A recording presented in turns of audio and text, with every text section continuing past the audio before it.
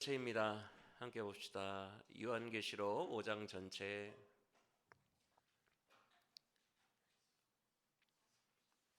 요한계시록 5장 전체. 피셨나요?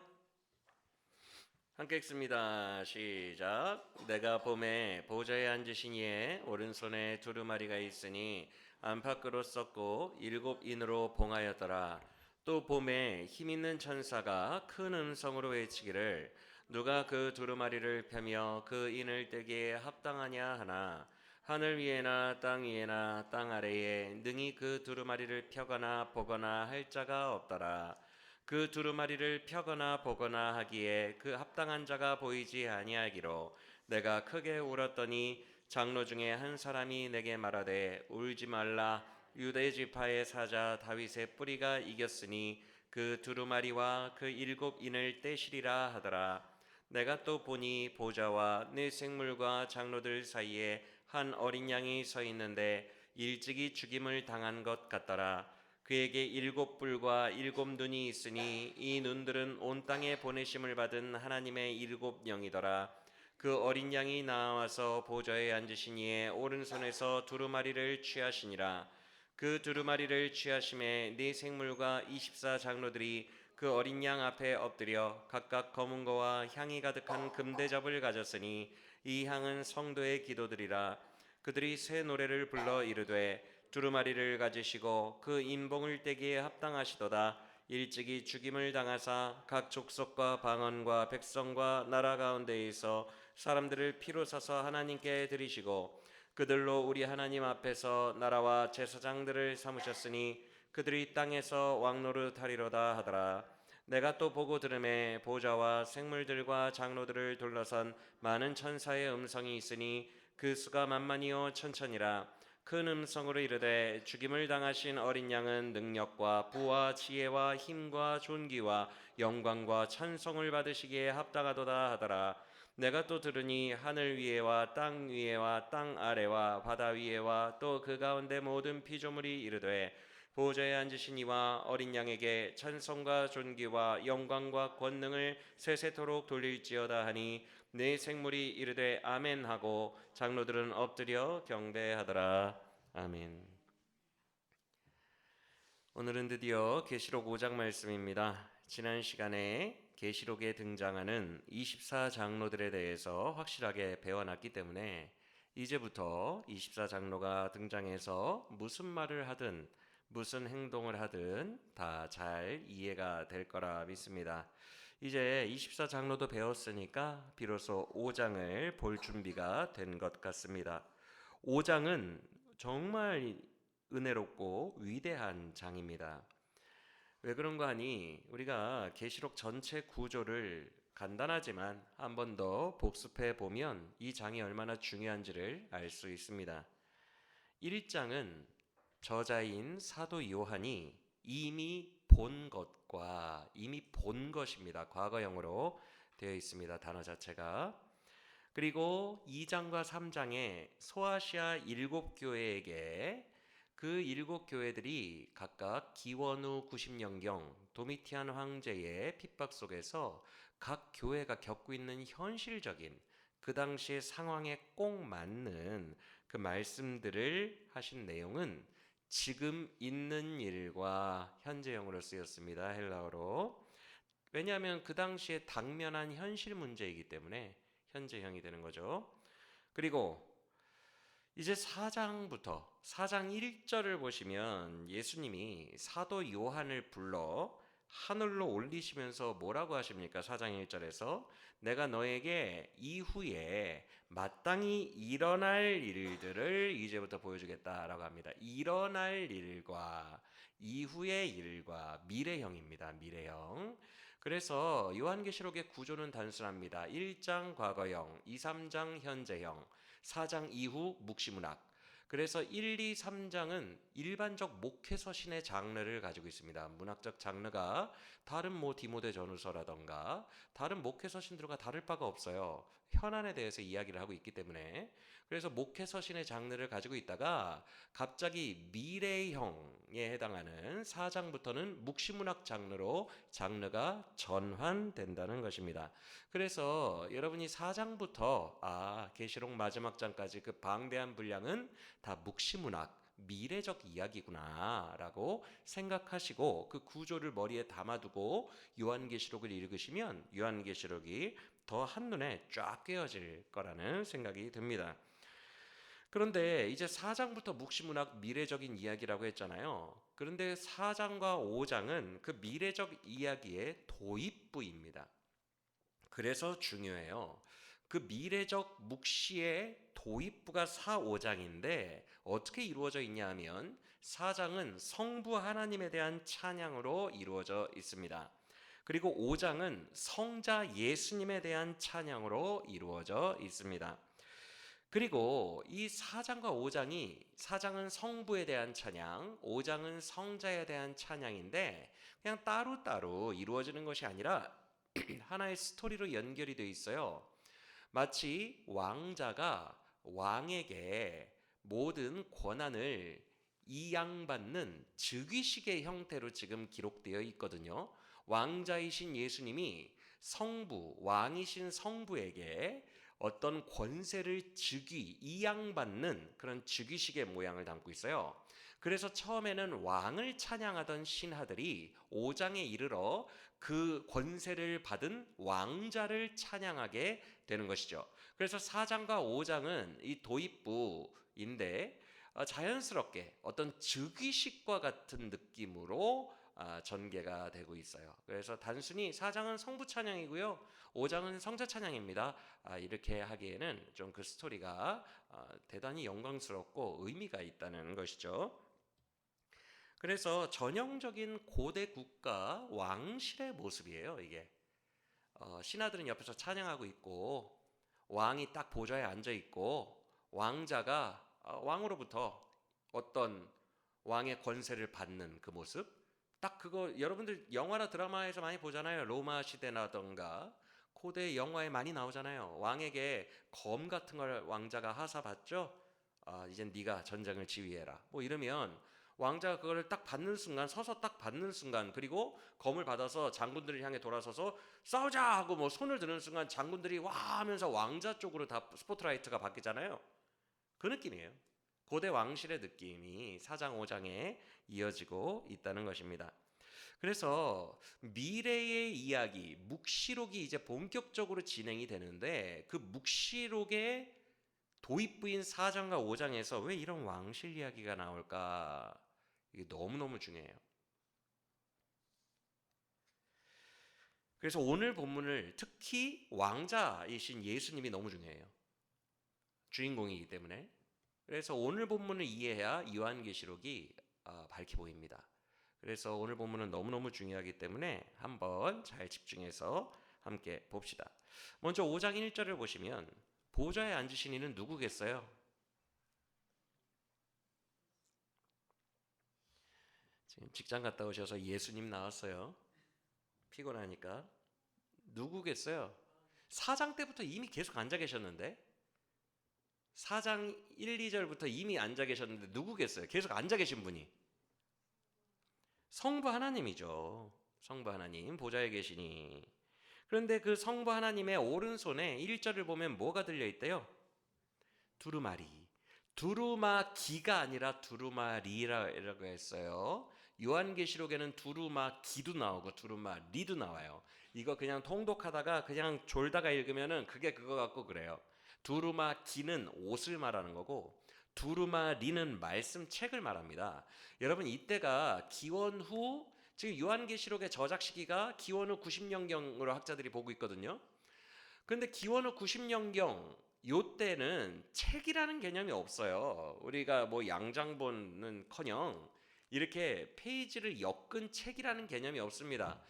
여러분들 그 예전에 인천에서 진짜 옛날이에요. 용산이었나 인천이었나 해서 성서박물관을 우리나라가 한번 개최한 적이 있어요.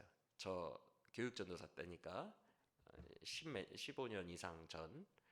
제가 그때 갔었습니다. 성서박람회가 뭐냐면 성경을 실제로 사해 지역이라든가 쿰란 지역이라든가 이런 지역들에서 발견해냅니다. 보존돼 있는 성서들이 많이 없어요. 그때 이제 탄소 측정을 하잖아요. 이게 기원전 몇 세기에 써진 건지 탄소 측정으로 다 알 수 있거든요, 요새는. 그러면 그 탄소 측정으로 최근에 베낀 거 말고 필사한 거 말고 그 고대 사본들이 남아있기가 어려워요. 그런데 어디에 주로 남아있냐면 굉장히 건조한 동굴에는 이상하게 습기가 없어요. 그 근동의 동굴들은 습기가 차단됩니다. 그래서 굉장히 건조하기 때문에 습기 속에 있다가 다시 건조해졌다가 하면서 바스라지는 일이 없어요. 이 양피지들이 바스라지는 일이 없이 보존이 됩니다. 특히 동굴에 그 도자기 속에 넣어놓은 거, 항아리 속에 넣어놓은 거는 더 잘 보존이 돼요. 그래서 이 고고학자들이 그런 곳에서 이제 다 캐냅니다. 그래서 이거는 기원후 몇 세기경, 이건 기원후 몇 세기경 다 나와서 그 사본 번호를 다 매겨놨어요. 그 사본이 2만 개 정도 있죠. 지금 현재 발견된 게 2만 개 정도인데 9천 몇백, 그리고 쿰란 동굴에서 발견한 거는 Q 모에 9천 몇백, 이렇게 사본마다 번호가 다 있어요. 근데 이제 그것을 그 박물관에 정말 오래된 사본들 다 진열을 해놨어요. 몇 개를 한국에 가져다가 외국에서 가져오고 해서. 이거 처음 봤어요. 저는 그 사본들을, 헬라어 히브리어로 써진 사본들을 처음 봤는데 이런 책이 절대 아닙니다. 이게 불가능합니다. 두루마리예요, 두루마리. 파피루스 혹은 이제 양피지죠. 보통 오래가는 게 그나마 오래가는 게 양피지인데, 양피지에다가 써서 길게 써서 이것을 두루마리를 이렇게 감아놔요. 이렇게 두루마리로 감아서 항아리에 넣어놓는 거예요. 그래서 유대인들 회당에서 우리 말씀 봅시다. 이사야서 보겠습니다. 회당장이 이사야서를 볼 때는 회당의 뒤에 커튼이 있어요. 그래서 유대인 회당의 커튼을 쫙 열면 항아리들이 있습니다. 거기에서 이사야서를 딱 뽑아와요. 그래서 쫙 펼쳐요.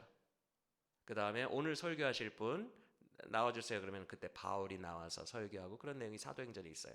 이제 회중들에게 설교를 시킵니다. 유대인들은. 그리고 회당장이 두루마리를 뽑아요. 그게 지금 사본들로 남아있기 때문에 지금 두루마리라는 이 단어는 여러분들이 책으로 번역을 하세요. 책으로 이해를 하셔야 돼요. 성경책이다. 그래서 성경에 두루마리라는 말이 나오면 성경책 얘기하는 거구나, 책을 얘기하는 거구나, 오늘날에 이렇게 받아들이시면 될 겁니다. 이해가 되시죠? 그런데 이 두루마리, 이 성경책의 묘사가 독특해요. 1절을 보시면, 제가 사본을 봤다 그랬잖아요, 여러분. 일반적으로요, 앞뒤 양면에 쓰지 않습니다. 지금 제 설계문처럼 뒷면에 아무것도 없죠? 이렇게 돼 있어요.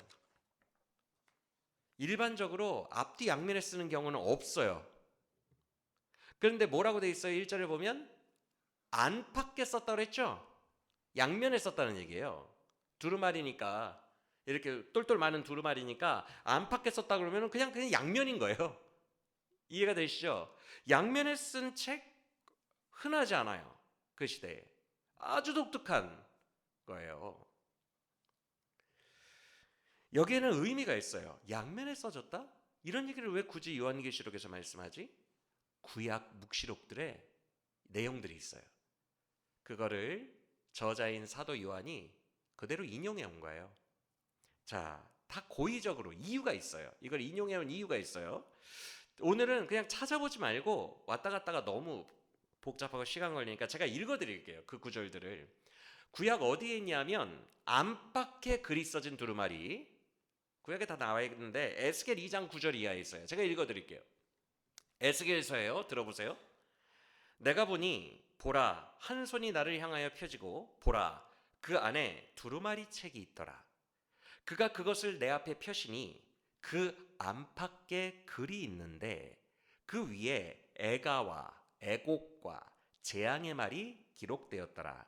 그가 내게 이르시되 인자야, 너는 이것을 먹으라.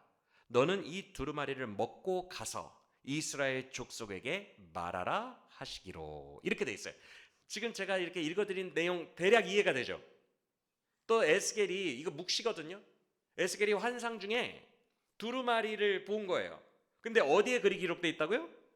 안팎에 기록돼 있는데 이것을 네가 먹으라. 환상 중에 먹으라. 그리고 먹은 이것을 누구에게 전하라? 이스라엘 족속에게 전하라.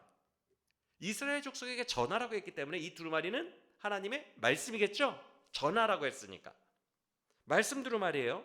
근데 그 말씀이 안팎에 글이 다 써져 있는 독특한 형태를 가지고 있었대요. 근데 안팎에 글이 써진 이 두루마리는 주로 내용이 뭐래요? 애가와 애곡과 재앙. 애가가 뭐예요? 슬픈 노래. 애곡은 뭐예요? 슬퍼서 통곡하는 거. 재앙은 뭐예요? 말 그대로 재앙. 즉 심판과 나쁜 거. 아주 막 나쁜 일이 일어나고 심판이 일어나고 무시무시한 일이 일어나는 거. 그런 내용들이 적혀 있는 두루마리가 주로 구약에서 안팎. 근데 구약에는 여러분 묵시록이 3개밖에 없어요. 다니엘, 에스겔, 스가랴. 묵시문학이 3개밖에 없다고요, 구약에. 근데 그 중 묵시문학 장르를 지금 사도 요한이 그대로 베껴온 거잖아요. 인용한 거잖아요. 구약을 계승한 거잖아요. 그렇죠? 그 구약을 계승해서 인용해 올 때 똑같은 묵시문학인 에스겔의 장면을 고의적으로 인용해 온 거예요. 뭔가 말하고 싶은 게 있다는 거예요. 그리고 또 이런 장면이 있어요. 또 다른 묵시문학인 스가랴. 그러니까 묵시문학에서만 지금 계속 따오는 거예요. 구약의 묵시문학에서만 할 말이 있기 때문에 그래요. 사도 요한이. 스가랴 5장 1절 이하를 제가 읽어드릴게요. 내가 다시 눈을 들어 본즉 날아가는 두루마리가 있더라. 그가 내게 묻되 네가 무엇을 보느냐 하기로 내가 대답하되 날아가는 두루마리를 보나이다. 그가 내게 이르되 이는 온 땅에 내리는 저주라. 도둑질하는 자는 그 이쪽 글대로 끊어지고 맹세하는 자는 그 저쪽 글대로 끊어지리라 하니. 자, 스가랴 선지자가 날아가는 두루마리를 봅니다. 네가 무엇을 보느냐? 두루마리를 봅니다. 이것은 무엇이라? 무슨 말씀이라? 저주의, 온 땅에 임하는 저주의 말씀이라. 도둑질하는 자는 이쪽의 글대로 멸망할 것이고 맹세하는 자는 저쪽의 글대로 멸망할. 이게 무슨 말이겠어요? 이쪽 저쪽이 뭐겠어요? 두루마리가 날아가는데 양탄자처럼 날아가는데 이쪽 저쪽이 뭘 가리키겠냐는 거예요. 앞뒤로 써졌다는 걸 가르치잖아요. 맞습니까? 그래서 이것도 안팎에 있는 내용이에요. 안팎에 있는 두루마리. 그런데 에스겔서에서는 안팎에 있는 두루마리가 그 내용이 재앙과 관련한 거라고 말했고, 스가랴서에는 안팎에 써진 두루마리가 온 땅에 임하는 저주와 관련한 내용이라 그랬어요. 이해가 되십니까? 지금 제가 무슨 말을 하려고 하는지? 이거를 요한계시록 똑같은 묵시문학의 저자인 사도 요한이 그대로 가지고 와서 두루마리가 안팎에 있더라 라고만 표현을 합니다. 그리고 그 내용이 재앙이다, 저주다 말할 필요가 없어요. 왜? 요한계시록 6장 이후부터 온갖 재앙이 다 땅에 퍼부어지거든. 굳이 말할 필요가 없어요. 요한은. 이해가 되십니까? 자, 구약 묵시문학에서 가지고 왔어요. 안팎에 적힌 두루마리. 그러면 당연히 어떤 내용들이 주로 적혀 있어요? 회복과 어떤 좋은 내용보다는 주로 심판과 저주와 재앙의 내용이 적혀 있다는 것을 우리는 알 수 있습니다. 여기까지 이해가 되셨죠? 그러면 1절 다시 보세요. 그 성부 하나님의 손에 들린 안팎에 적은 두루마리, 당연히 이제 앞으로 펼쳐질 요한계시록의 모든 재앙들과 관련한 그런 이야기입니다. 그리고 결국에는 어떻게 돼요? 그 재앙 끝에 온 우주가 녹아내리죠. 사라져버리죠. 그냥 소멸해버립니다. 지금 현재 창세기 때 창조된 이 우주, 이 땅, 이 지구가 소멸해요. 그때는 완전히 사라져버려요. 그렇게 끝나죠. 요한계시록이. 그 내용이 이제 적혀 있는 거예요. 두루마리에. 이제 요한계시록 21장까지의 내용이 적혀 있어요. 그런데 1절을 다시 보시면 그 두루마리가 그런데 뭘로 봉인되어 있었대요? 7개의 인으로 봉인되어 있었대요. 여러분 혹시 영화나 드라마 보시면 외국 영화 같은 걸 보셔야 되는데, 외국 사극 같은 거, 외국 사극 같은 걸 보시면 왕이 장군, 전선에 있는 땡땡이 장군에게 이걸 전해주시오. 그러면서 막 글을 막 써요. 막 글을 막 써서 거기를 공격하라. 글을 쓴 다음에 똘똘똘똘 마른 다음에 왕의 도장을 딱 갖고 오더니 어떤 이상한 붉은색 고무 같은 액체, 고무 같은 그런 질감인데 액체 같은 것을 꾹 찍어서 쭉 당기더니 그 고무를 여기 말려 있는 그 접합 부분에 뻥 찍어요. 뻥 찍어서 찍 떼면 여기에 고무 같은 녀석이 접착제가 돼서 그 접합 부분을 딱 임봉해줘요. 이런 거 보셨어요 혹시? 이게 인장이라고 하거든요. 이게 임봉한 거예요. 그래서 쫙 뜯으면 그거 뜯은 자국이 나. 그 고무 같은 거. 이게 인을 박는 건데 여기에는 의미가 있어요. 왜 이런 행동을 하냐? 멋있어 보이려고? 고무가 넘쳐나니까? 아니에요. 혹은 사람들 이거를 더 강하게 해서 못 듣게 하려고? 아니에요. 물리적으로 그냥 뜯으면 톡톡 깨요. 그런데 사람들이 이걸 못 떼요. 이걸 못 뗀다고요. 고대 시대 때. 왜 못 떼는지 알려드릴게요. 여러분, 이 도장을 찍는다는 얘기는, 인장을 찍는다는 얘기는 이걸 뗄 수 있는 물리적인 힘이 없어서 못 떼는 게 아니라 이걸 떼면 법적으로 처벌이 가해지기 때문에 그래요. 인을 쳤다는 것은 이걸 뗄 수 있는 자격이 있는 사람 외에는 이걸 보지 말라는 거예요. 이 편지를. 이해가 되십니까? 그래서 왕의 인을 딱 찍어 놓으면 중간에 배달하는 사람들이 그거 보면 어떻게 돼요? 바로 죽어요. 그거 뜯었다는 게 걸리면 어떻게 돼요?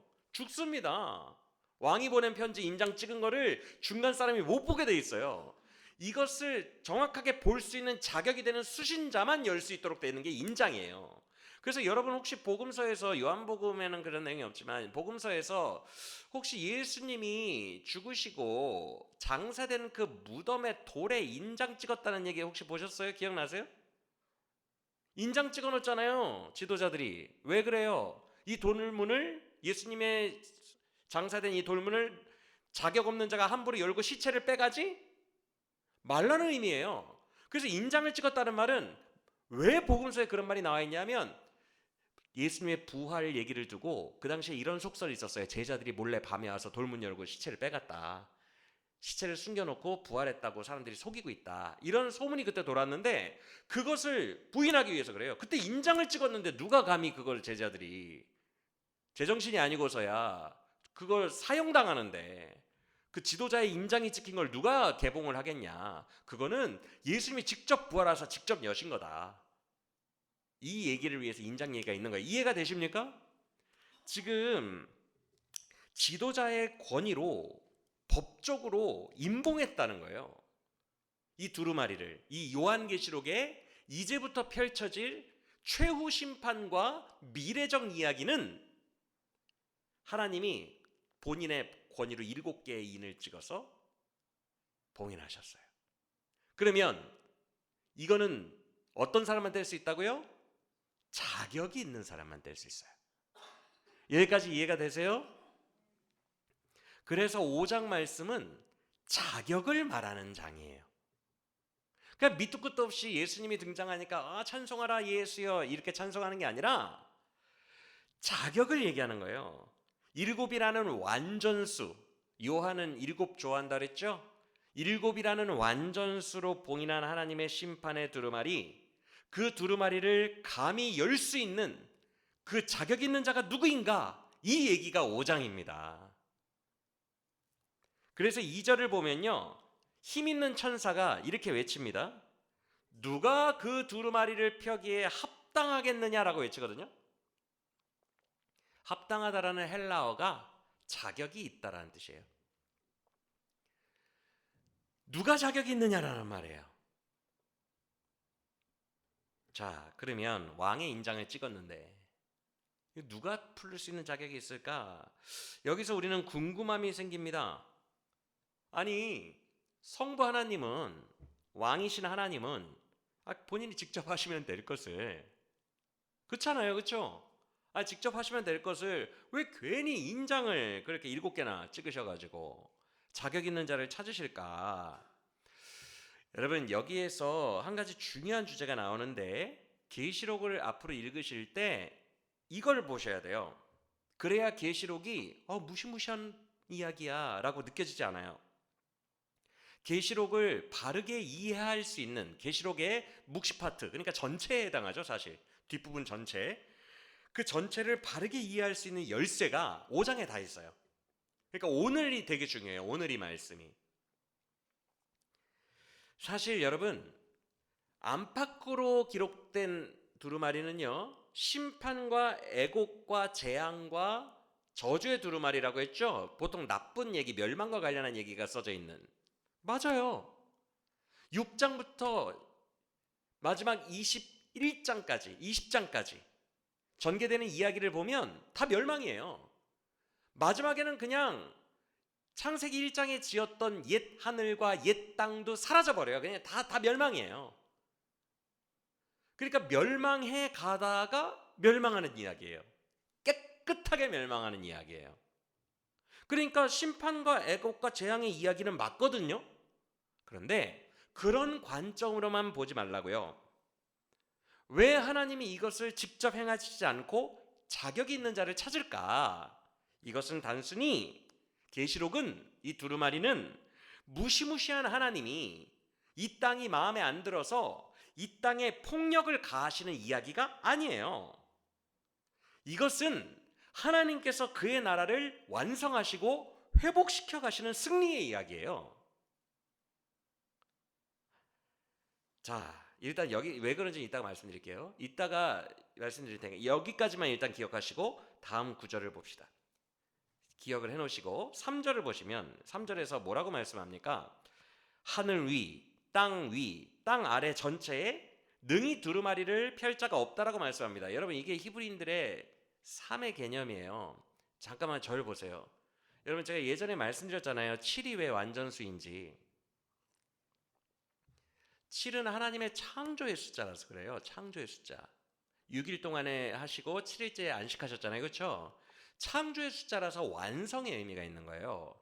그러면 왜 7이냐?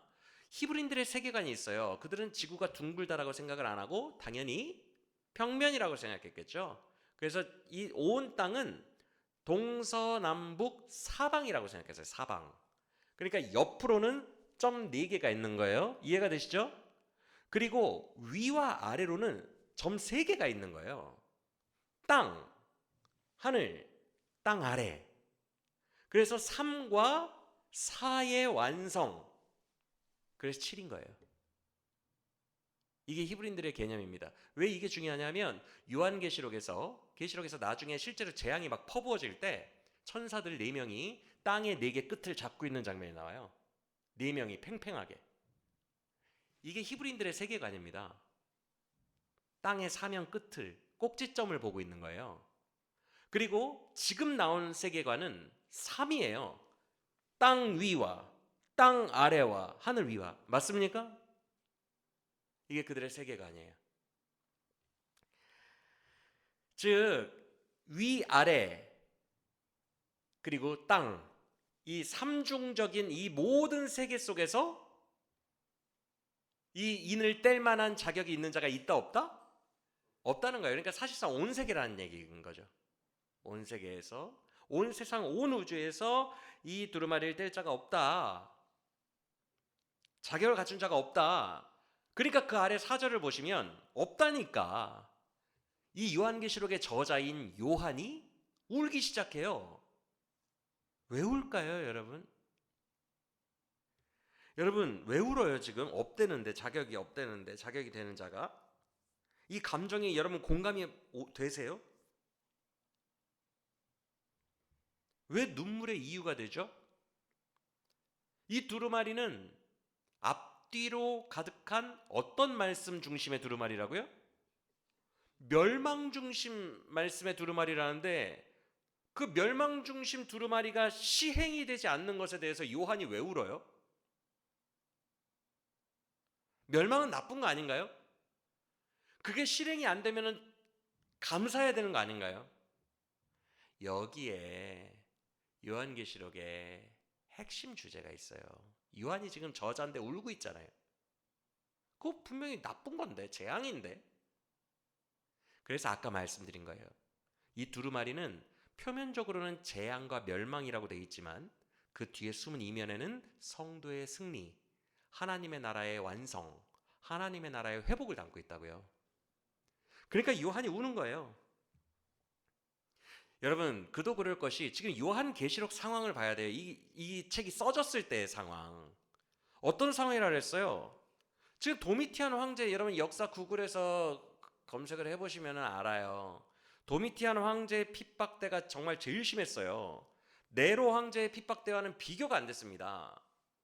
도미티안 때, 뭐 네로 때도 그랬지만 도미티안 때도 콜로세움에서 어떤 기독교인은 콜로세움에서 사자밥이 되기도 하고, 실제 역사적 사료에 있잖아요. 역사적 사실이잖아요. 교회가 그 당시에 핍박을 받아서 사자밥이 되고, 어떤 성도는 화형을 당하기도 하고, 어떤 성도는 목이 잘려요. 지금 교회가, 여러분 도미티안 황제 박해는 구글 같은 데서 꼭 한번 검색을 해보세요. 얼마나 심했는지, 그 잔혹함에 대해서. 성도들이 그냥 죽어나갑니다. 엄청나게 순교하고 있어요. 지금 악한 세력이 온 세상을 절대적인 힘으로 지배하고 있고, 그 세상의 권세로 교회를 괴롭히고 있어요. 그래서 교회에는 막 순교자들이 계속해서 발생하고 너무너무 무력하게 당하고만 있어요. 지금 현재 상황이, 사도 요한이 지금 겪고 있는 이 상황이, 반모섬에 있을 때 이 상황이, 주의 나라가 존립 위기를 맞이하고 있어요. 정의라고는 없어요. 공의도 없어요. 이런 상황에서 마땅히 이 악한 세력들이, 이 땅의 악이 멸망을 당하고 주의 나라가 정의롭게 회복되지 않는다면 요한의 입장에서 얼마나 괴롭겠어요. 순교자들은 계속 나오고 있는데, 지금 이 두루마리가 안 떼진다면, 이 땅의 악한 권세들에 대한 심판이 이루어지지 않는다면, 성도들이 회복되지 않는다면 얼마나 슬픈 일이겠어요, 요한 입장에서. 맞습니까? 그러니까 우는 거예요. 이게 빨리 떼져야 교회가 살거든요. 근데 이때 5절을 보세요. 24장로가 해설 역할도 맡는다고 지난 시간에 다 설명을 드렸어요. 왜? 어떻게 미래를 다 알죠? 무시간적 존재니까. 예정론 안에서 기억이 나시라고 믿습니다. 이거 설명할 시간 없어요. 24장로 중에 한 명이 해설자 역할을 해줍니다. 그래서 울고 있는 사도 요한에게 장로들 중 한 사람이 다가오더니, 요한아 울지 마라, 소망이 있단다 라고 미래적 소망을 이야기해줘요. 모든 것을 다 안다는 듯이. 그러면서 뭐라고 합니까? 온 우주에 그 인을 뗄 자가 한 명도 없지만 딱 한 분 계시대요. 그게 누구예요? 성자 예수님이죠. 그래서 5절에 이렇게 말합니다. 여러분 창세기에서 야곱의 예언 기억나세요? 야곱의 예언. 유다는 사자라, 통치자가 유다에서 나올 것이며 그의 통치는 영원하리라. 유다는 사자라, 유다의 사자라라고 지금 얘기합니까 안 합니까? 유다의 사자라, 통치자가 유다 지파에서 나온다. 유다 지파에서 태어난 분이 누구예요? 예수님이잖아요. 다윗의 후손으로. 그는 사자같이 막강하신 분이에요, 우리 예수님은. 그래서 승리하신 분이십니다. 할렐루야. 그래서 이렇게 표현합니다. 5절에서 한 분 계셔, 그 자격이 있는 분이. 유대 지파의 사자로 오신 막강한 왕이시고 다윗의 뿌리로 오신 우리 예수님이 이기셨어. 여기서 다윗의 뿌리라는 말은 뭐예요? 이사야서를 보면 메시아 예언이 나오는데 뭐라고 돼 있어요? 이새의 뿌리에서 한 싹이 나서 그가 메시아가 될 거라고 하죠. 이새의 뿌리나 다윗의 뿌리나 같은 말입니다. 왜냐하면 이새는 누구의 아빠니까? 다윗의 아빠니까. 같은 말이에요. 그래서 다윗의 뿌리로 오신 예수, 그 메시아를 얘기하는 거예요. 그 예수님이 이기셨다는 거예요. 그런데 5절을 보면 이기셨다가 과거형으로 돼 있어요.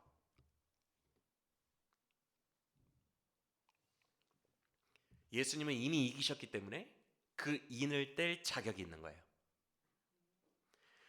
자, 이겼는데 왜 인을 뗄 자격이 되지? 이제 논리적으로 생각하시는 분들은 조금씩 궁금한 게 생길 텐데 일단 또 넘어갑시다. 이따가 다 풀어드릴 테니까. 6절을 보세요. 장로가 5절에서 예수님이 있어. 걱정 마, 울지 마. 그러니까 6절에서 와, 드디어 어린 양 예수님이 등장하시죠? 그는 우뚝 서 계십니다. 지금 내생물과 24장로 중간에 있다고 그랬거든요. 중간에 딱 서 계시는 거예요. 이 말은 뭐냐면 모든 자들이 지금 어떤 구조예요? 보좌가 저 앞에 딱 있고 제일 중앙 앞에 있고 성부 하나님 앉아 계시고 거기를 둘러서 보좌가 펼쳐져 있는데 24장로가 쫙 앉아 있고 그 뒤에 내생물이 있죠. 어떻게 보면 중앙을 놔두고 이렇게 둘러 있는 느낌이에요. 그렇죠? 근데 지금 그들의 정중앙에 스포트라이트가 비치는 정중앙에 누가 딱 서 계시는 거예요. 왕자님과 같으신 우리 예수님이 딱 서 계시죠. 여러분, 서 있다라는 말이 중요해요. 이게 왜 중요하냐면 보좌에 앉아 계신 성부와 대비가 되거든요. 여러분, 그 당시에 어떤 중요한 일을 시행하는 사람은 서서 명령합니다. 서서. 공격하라! 서서 얘기해요. 서서. 모든 왕들이 여러분 드라마 같은 거 보면 내가 그 나라를 치겠다라고 할 때 딱 벌떡 일어나서 선언합니다. 모든 신하들 앞에서. 앉아서 치라 이런 거 없어요. 왕답게 딱 일어나서 얘기해요. 지금 보좌의 성부는 앉아 계시고 정중앙에 총사령관처럼 예수님이 서 계시다는 말은 이 계시록에 있는 뒤에 있는 모든 일들을 누가 집행하신다는 거예요? 예수님이. 시행자예요. 그래서 서 있는 거예요. 누구한테 검을 받으려고? 총사령관으로 임명하노라 내 아들아. 누구한테 검을 받으려고요? 왕 대신 성부 하나님에게. 지금 그 장면이에요.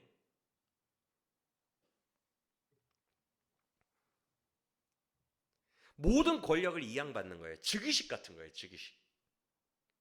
그래서 정중앙에 딱 스포트라이트를 받으면서 우리 예수님이 우뚝 서 계시는 거예요. 사자이신 우리 예수님, 강력하신 예수님이 모든 심판을 이행하시고 주의 나라를 회복시키실 자격을 가지고 서 계신 거예요. 할렐루야. 그런데 그 어린 양에 대한 설명이 6절이잖아요. 제일 먼저 나오는 설명이 뭐예요? 일찍이 죽임을 당한 자처럼 보였다. 일찍이 죽임을 당하셨다. 여러분, 일찍이 죽임을 당하셨다. 이거 누구예요? 이만희가 죽은 적 있어요? 일찍이 죽임을 당하셨다. 이거 빼도 박도 못하게 누구예요? 이만희가 아무리 갖다 붙이려 자기라고 우기려고 해도 이거는 우길 수가 없어요. 그리고 이만희가 이 장면을 못 우기면 계시록에서 자기가 낄 자리가 없어요. 예수님이 다 행하시는 거기 때문에. 집행자기 때문에. 이거는 이전에 한 번 일찍이 죽었대요. 이만희가 태어나기 훨씬 전 2000년 전에 이미 죽었고요. 지금 사도 요한이 기원 후 90년경에 이 환상을 볼 때 기준으로도 일찍이 죽으셨어요. 이해가 되십니까? 일찍이 죽으신 분, 한 번 죽었다가 부활하신 분, 빼도 박도 못하게 온 인류, 온 세상에 누구 한 분밖에 없어요. 예수님. 그 어린 양, 예수님은 일찍이 죽으신 그 예수님이다. 그리고 그 어린 양에게는 그 다음 설명이 7뿔과 7눈이 있대요. 일단 7은 완전수, 너무 분명하니까 더 이상 설명할 필요가 없겠죠. 완전한 하나님의 숫자. 그리고 뿔은 뭐예요? 나중에 적그리스도도 뿔 달고 오거든요. 적그리스도 짐승. 그래서 뿔은 권세를 의미해요. 왕권. 그래서 여기서 7개의 뿔이 있다. 완벽한 왕권을 예수님이 가지고 계시다는 거예요.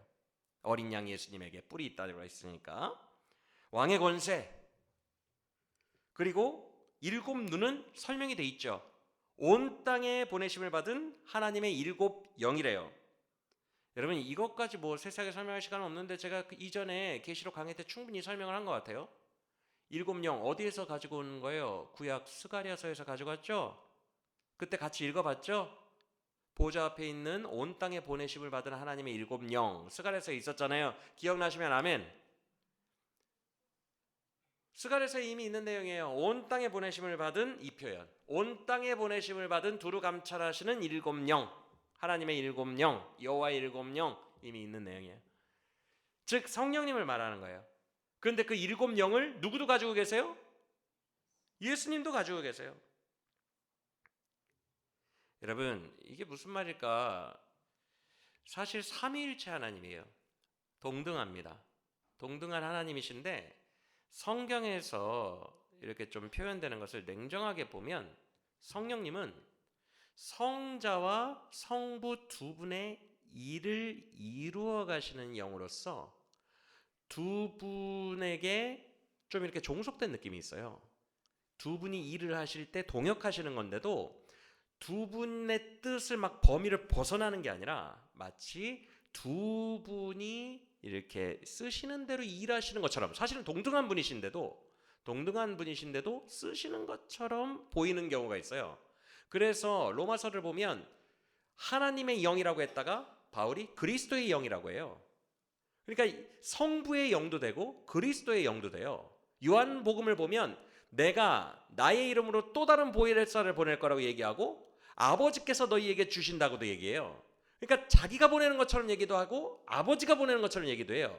그러니까 성령님이 성자와 성부 양쪽에 좀 이렇게 같이 이렇게 있는 느낌이 있거든요. 이 성경에 똑같아요. 4장에서는 어떻게 표현했어요?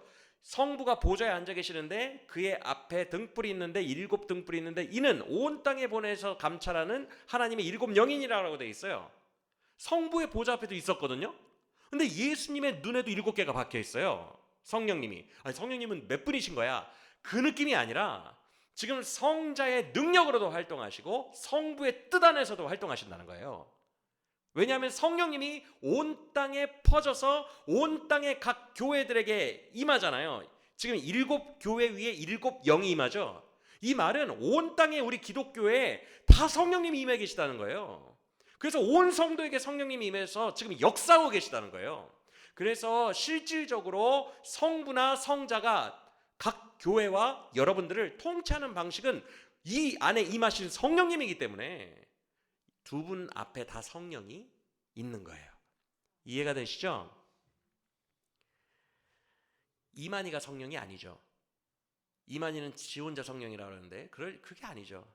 본문에도 일곱 영, 성자에게도 붙어있고 성부에게도 붙어있고 스가랴서에도 나와있고, 근데 꼭 일곱 개만 있는 건 아니죠. 일곱 교회 일곱 영이니까 완전수니까 아까 일곱은 온 세상, 말은 뭐라고 했죠?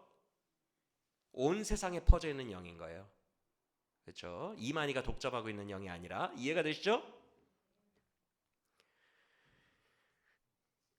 자, 이렇게 6절에서 어린 양 예수님 스포트라이트를 받는 주인공, 우리 예수님에 대한 묘사가 끝나더니 7절을 보시면 그 예수님이 이제 진짜로 보좌로 성큼성큼 다가가시더니 하나님의, 성부 하나님의 오른손에서 두루마리를 딱 받아 드십니다. 맞습니까?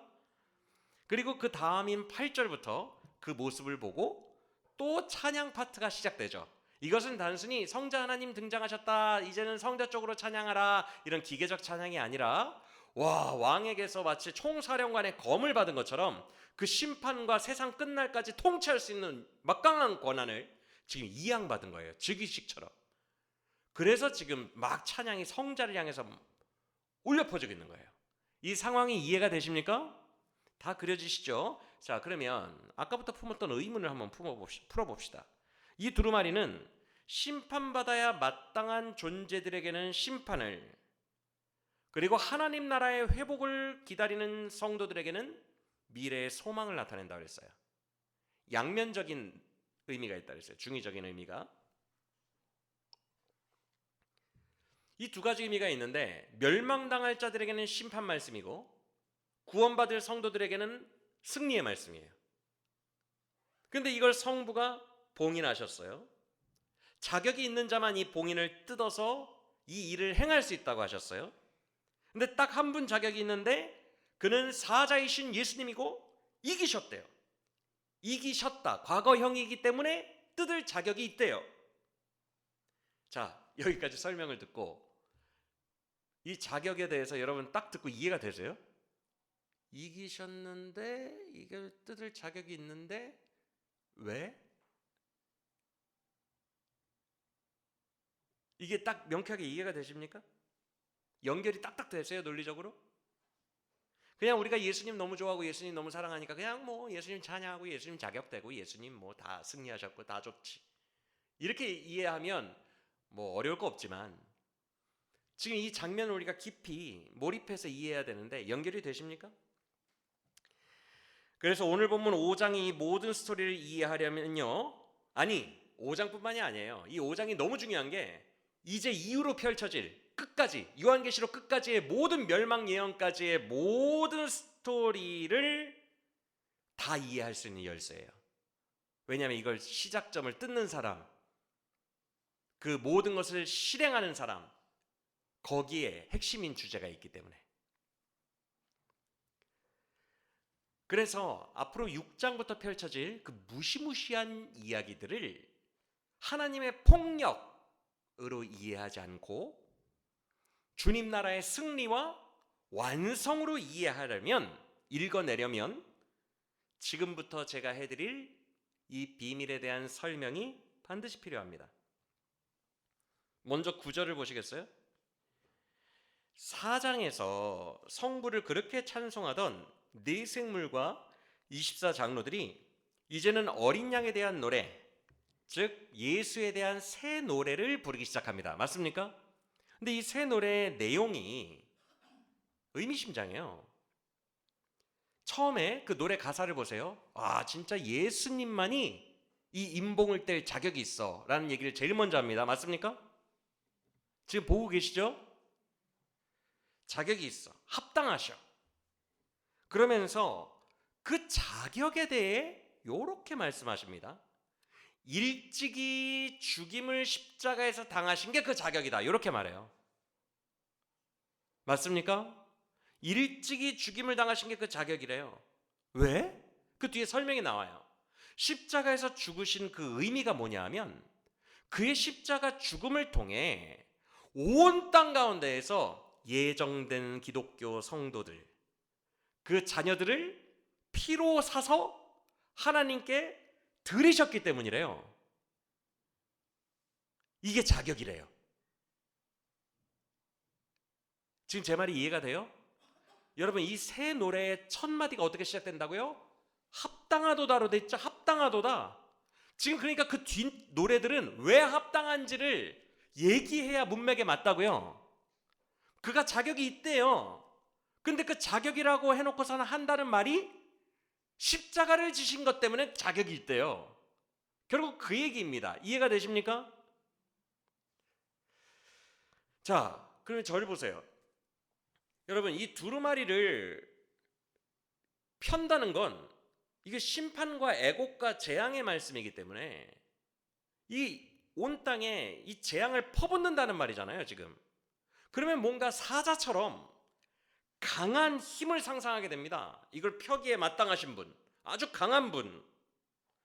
그런데 자격이 있으시도다, 사자처럼 강한 우리 왕, 이래야 되는데 십자가에서 나약하게 죽으신 분, 요래요. 그러니까 우리가 십자가가 왜 자격이 되지? 이게 논리적으로 연결이 안 되는 거예요. 아, 십자가 우리가 물론 사랑하고 너무 좋고 최고인데 논리적으로 그 나약한 십자가가 심판을 퍼붓는 자격이 왜 되지? 그래서 이 모순을 요한계시록이 이렇게 담아낸 거예요. 5절에서 장로가 뭐라 그랬다고요? 유다의 라이언, 사자라고 그랬어요. 사자. 아주 용맹하고 제일 힘센 짐승인 사자라고 얘기했어요. 고래 놓고선, 그러면 사도 요한이 장로 얘기를 듣고 와, 그분 너무 멋있겠다 그러면서 뭘 기대하겠어요? 누가 등장하기를 기대하겠어요? 짐승 중에 사자가 등장하기를 기대하겠죠.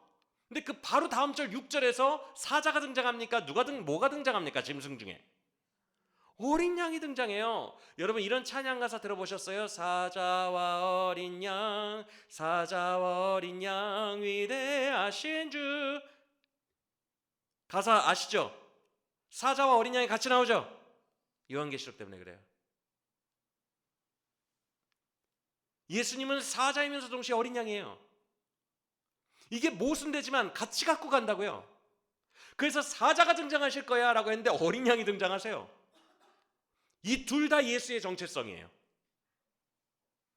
할렐루야. 즉 사자이면서 동시에 어린 양이시고 강함이시면서 동시에 나약함과 희생이에요. 그러면 이거 모순인데, 완전 반대인데 이걸 어떻게 풀어내시려고 그러지? 이게 무슨 의미가 있는 거지? 5장에서 그걸 설명해 드릴게요. 여러분, 우리가 나중에 12장 가면 여자의 아들로 오신 예수님, 그 성자 예수님과 사탄 마귀의 전쟁 이야기가 나와요. 그때 가면 또 이 얘기를 해드릴 텐데,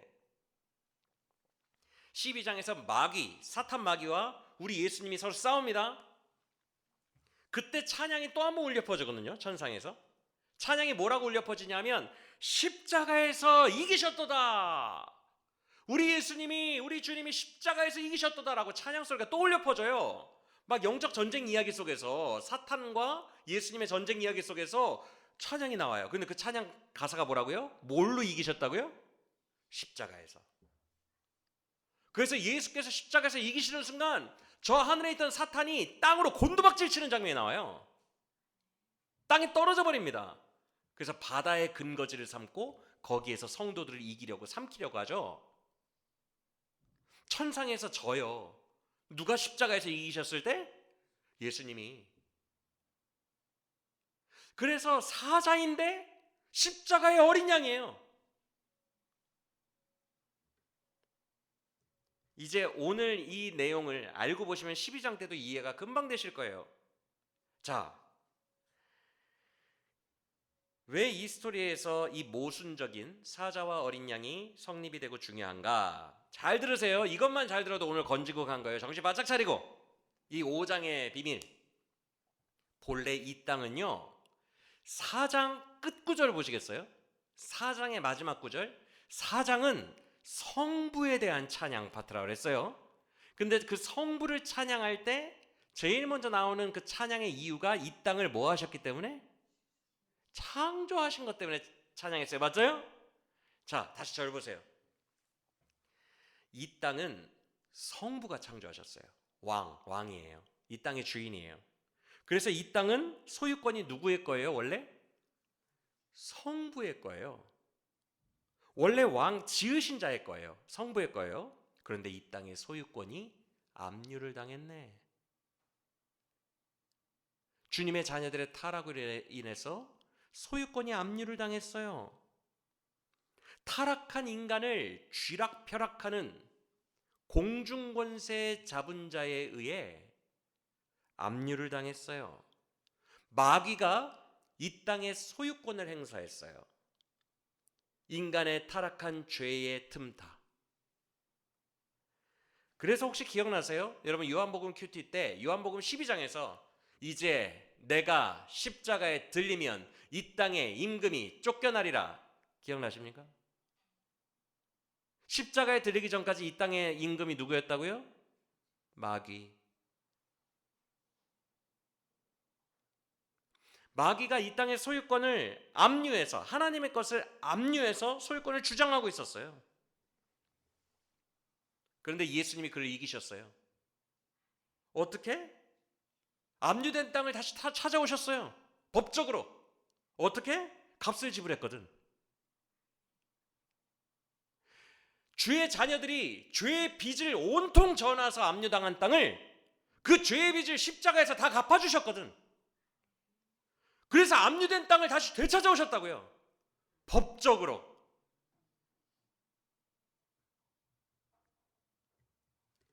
그게 십자가예요.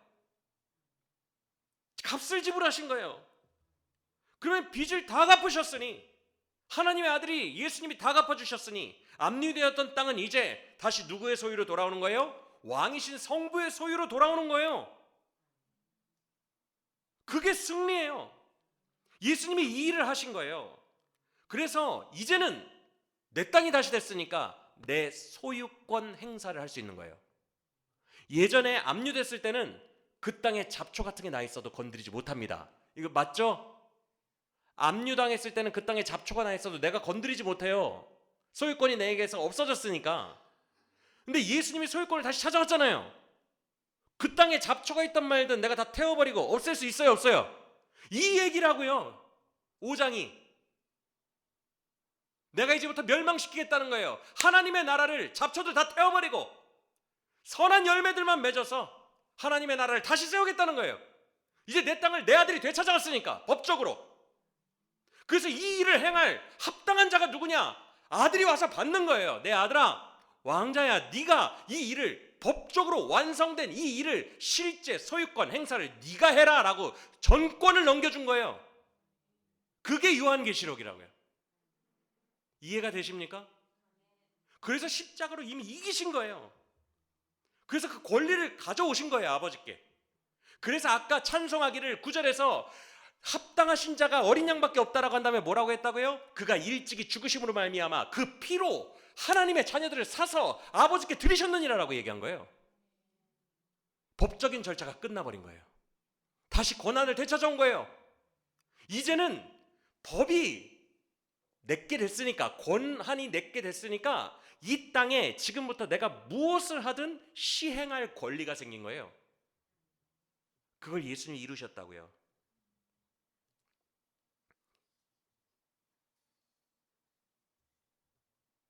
그래서 6장부터 시작되는 무시무시한 재앙 이야기는요, 하나님의 무차별적 폭력 이야기가 아니라 내 땅을 내가 다시 권위를 가지고 건설하겠다는 이야기예요. 할렐루야. 이제 잡초 뽑을 거 뽑고 내가 아름다운 내 땅을 다시 찾아왔으니까, 내 아들이 찾아왔으니까 다시 건설하겠다. 그 관점으로 6장부터 인이 하나씩 떼지는 거예요. 이해가 되십니까? 그래서 6장부터 펼쳐지는 모든 이야기는요, 잡초 뽑고 주의 성도들을 완성하시고 승리하게 하시는 완성과 승리의 이야기인 줄 믿으시길 바랍니다. 여러분, 지금 기원 후 90년경 도미티안 박해 속에서 지금 이 교회의 성도들이 기적을 하나도 경험 못하고 있어요. 기적의 하나님이 계시다면 구해줬겠지. 근데 지금 하나님이 계신가 안 계신가 싶을 정도로 다 무력하게 다 죽어나가고 있거든요. 기적이 하나도 발생하지 않고 있어요. 지금 이들은 수많은 패배감 속에서 겨우 연명하고 있어요. 이 교회들이 도미티안 박해 속에서. 그런 그들에게 예수님은 이 요한계시록을 사도 요한에게 기록하게 하심으로써, 그 교회들에게 전파하게 하심으로써 그들에게 어떤 실질적인 위로를 주고 싶으신 거예요. 지금 그런 너희가 형편에 있더라도 두려워하지 마라. 내가 이제 법적인 권위를 찾아왔다는 거 너희도 믿지 않느냐, 십자가로. 법적인 권위를 찾아왔고 내가 이제 실질적 소유권을 내 땅에 행하리라. 내가 너희를 이기게 하리라. 내가 인류 역사에 관여하리라. 내가 두루마리를 때리라 라고 말씀하시는 거예요. 할렐루야. 이 말씀으로 위로해 주고 계신 거예요. 그래서 그들은, 그래서 10절을 보시면 이 위로가 느껴지죠. 뭐라고 하십니까? 지금은 도미티안 박해를 받고 있는 그 성도들을 점차로 승리하게 하사 이 땅에서 제사장 나라로서 왕 노릇하게 하시리라. 위로가 담겨 있잖아요. 이제 그 인을 떼는 것이 멸망받을 자들에게는 공포지만, 잡초가 뽑힐 테니까 공포이지만, 구원을 갈구하고 있는, 순교당하고 있는 그 당시의 교인들과 우리들 교회 위에는 희망과 승리의 노래로 들려지는 거예요.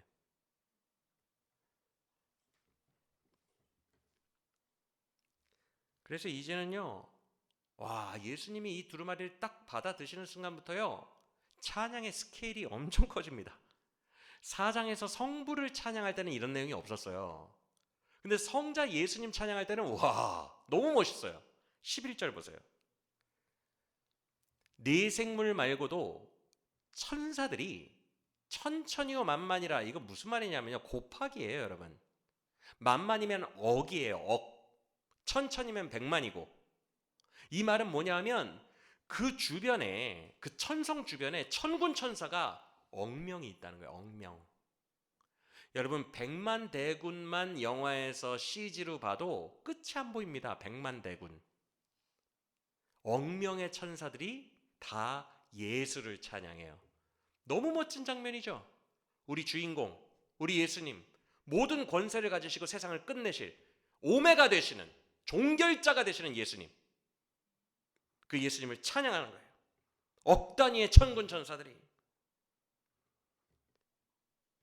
그래서 12절을 보시면 이 모든 소유권을 십자가에서 되찾아오신 어린 양 예수님은 정말 능력과 부와 지혜와 힘과 존귀와 영광과 찬송을 받기에 합당하십니다 라고 어린 양을 찬양합니다.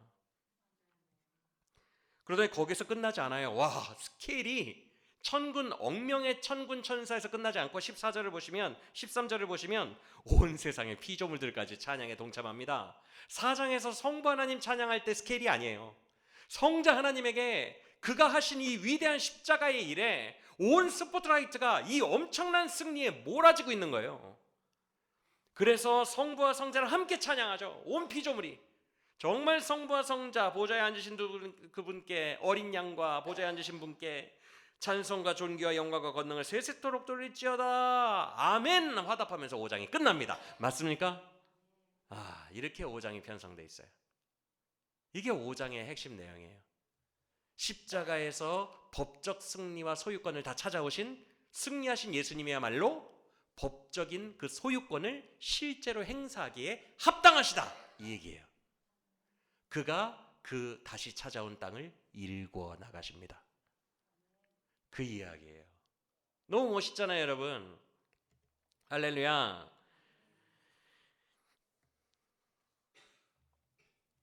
이런 느낌이야. 다시 한번 설명을 드리면, 왕이 자기 땅을 법적으로 잃었어요.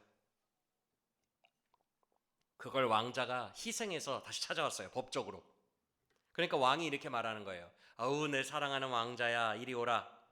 이제 다시 찾은 그 땅을 다스릴 권한을 너에게 다 줄 테니 네가 한번 그 땅을 멋지게 다스려서 아비의 영광을, 이 왕의 영광을 그 땅에 한번 가득하게 해봐라, 아들아. 그러면서 왕의 총사령관 검을 내려주는 거예요. 그게 두루마리예요. 그래서 그 검을 딱 왕자가 받아들고 뒤로 서서 전군의 명령을 내리는 거예요. 출전하라! 그 느낌입니다. 6장부터 시작되는 거예요. 천사들이 대접을 붓기 시작하고, 천사들이 나타나서 땅에 유황불을 내리기 시작하고, 예수 그리스도의 명령 안에서 이 모든 일들이 진군하라! 시작되는 거예요. 6장부터 이렇게 읽으시면 돼요. 할렐루야. 사랑하는 여러분, 하나님의 나라는요, 수세적인 상황이 아니에요. 법적으로 이미 마귀와 죄와 사망 권세는 법적으로 끝났어요, 여러분. 예수님이 십자가를 지시던 날 법적으로 이미 무력해졌어요. 그래서 승리했다라는 과거형을 쓰는 거예요. 예수님이 십자가에서 법적으로 이겨버렸는데 뭐 그들이 소유권을 주장할 수가 있어요? 뭘 할 수 있어요? 법적으로 끝난 문제는 정말 무력해지는 거예요, 여러분. 법 아시잖아요, 그렇죠? 지금 마귀 권세와 모든 권세들은 예수님이 십자가 지시는 순간에 무력화됐어요. 법적으로 완승하셨기 때문에. 사자이신 우리 예수님께서 어린 양의 모습으로 오신 이유가 이 승리를 위해서예요. 그래서 사자처럼 이기신 거예요, 어린 양의 모습으로. 그래서 이제 이 세상은요, 법적인 게 끝났기 때문에 실제로 그 땅에 효력이 발생하는 기간이에요. 우리가 지금 사는 이 땅은 효력이 발생하고 있다고요. 그는 그의 나라를 이루어 가실 거예요.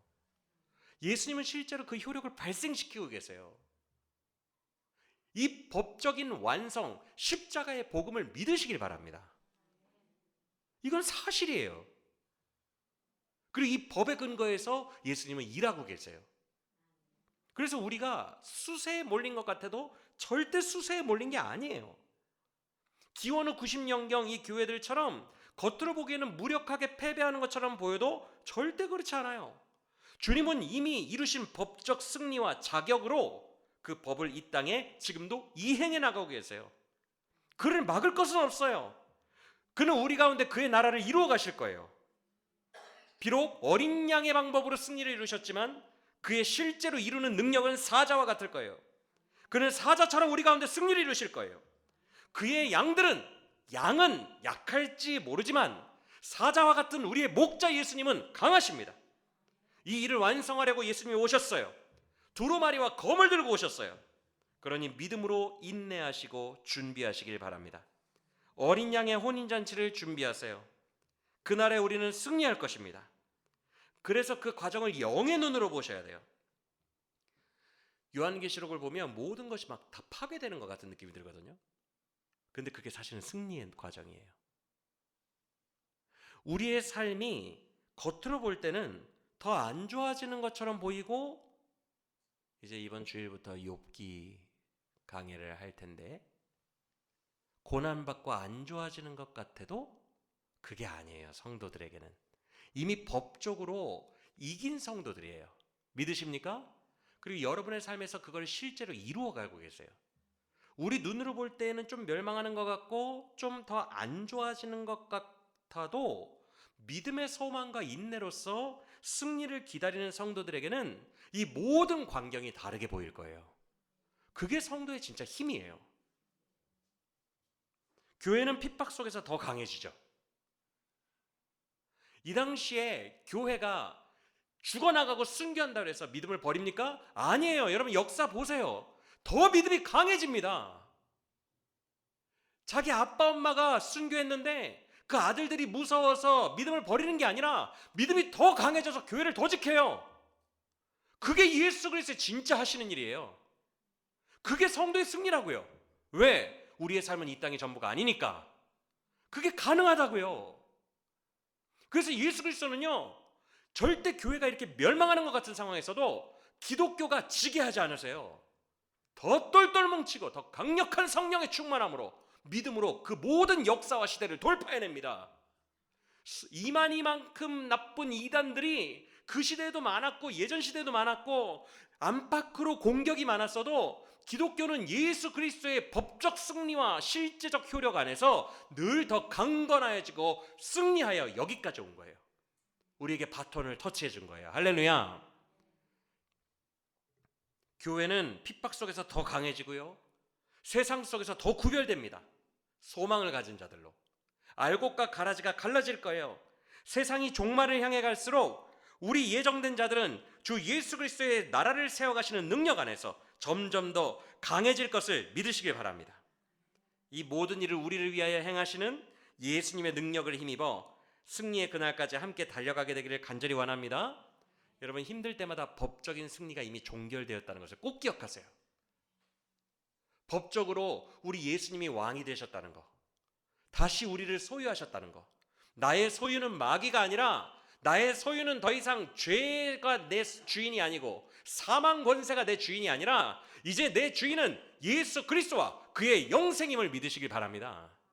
이것이 우리 안에서 이미 이루어졌어요. 법적으로. 우리의 삶은 이게 성취되어가는 과정이에요.